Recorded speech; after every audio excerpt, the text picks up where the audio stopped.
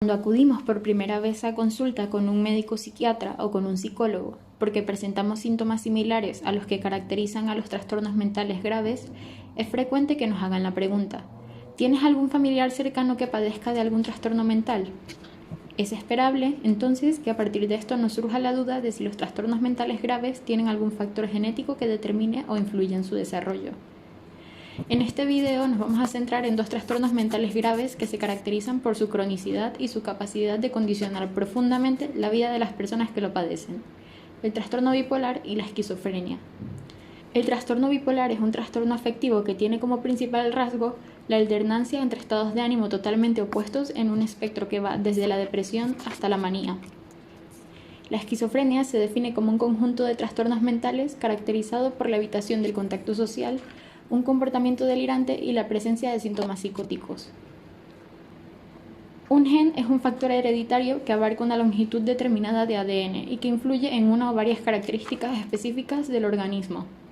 Es, en definitiva, la información biológica que puede determinar cómo nos vemos, cómo nos comportamos e inclusive si desarrollamos ciertas enfermedades.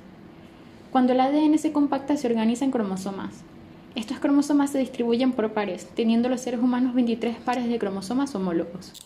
El lugar dentro de los cromosomas que ocupa cada gen se denomina locus, y cada forma específica que tiene un mismo gen dentro de los cromosomas homólogos se denomina alelo. Generalmente, y cuando estudiamos la herencia de caracteres determinados por un único gen, podemos ver que la herencia sigue patrones iguales a los descritos por Mendel. No obstante, esta no es la única forma en la que se manifiesta la heredabilidad, y es que algunos caracteres, como son la propensión a desarrollar un trastorno bipolar o la esquizofrenia, son poligénicos. Esto es, que se determinan por la intervención de muchos genes. Hace que determinar la heredabilidad de estos trastornos sea sumamente complicado, pero algunos estudios que se han llevado a cabo con el fin de resolver esta cuestión han dado lugar a diversas conclusiones. En el caso del trastorno bipolar, se ha determinado que alrededor del 1% de la población mundial padece este trastorno, de los cuales del 1 al 1,5% no tienen familiares con la enfermedad,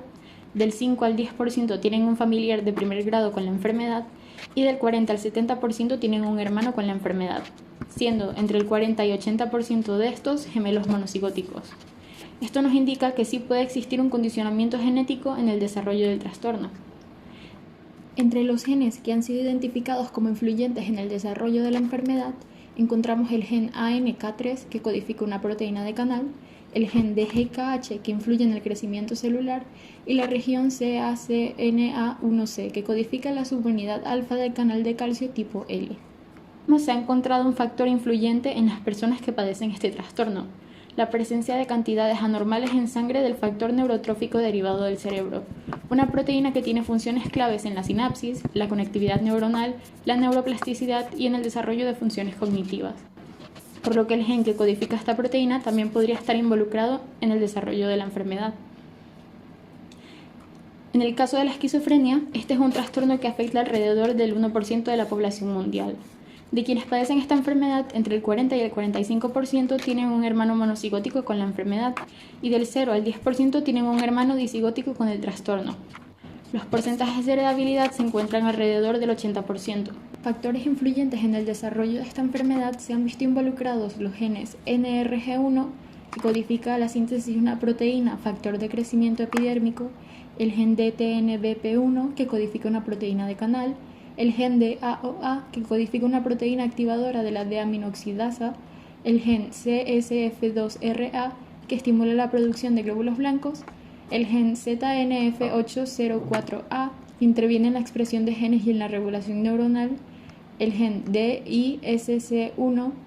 que tiene funciones en la proliferación, migración y diferenciación celular, entre otras funciones, y el gen NRXN1, que interviene en la adhesión celular y como receptor neuronal. No obstante, los genes por sí solos no lo son todo. El hecho de que en ambas enfermedades los hermanos monocigóticos no tengan un 100% de riesgo de padecer los trastornos si uno de los dos hermanos lo presenta, demuestra que tanto las diferencias ambientales como las epigenéticas pueden tener un papel importante a la hora de desarrollar las enfermedades. Que un familiar tenga alguno de los trastornos no nos condena a desarrollarlo también, y en el caso de que sí suceda, es importante tener siempre en cuenta que con el debido tratamiento y apoyo familiar y social, las personas con trastornos mentales graves pueden tener una vida plena.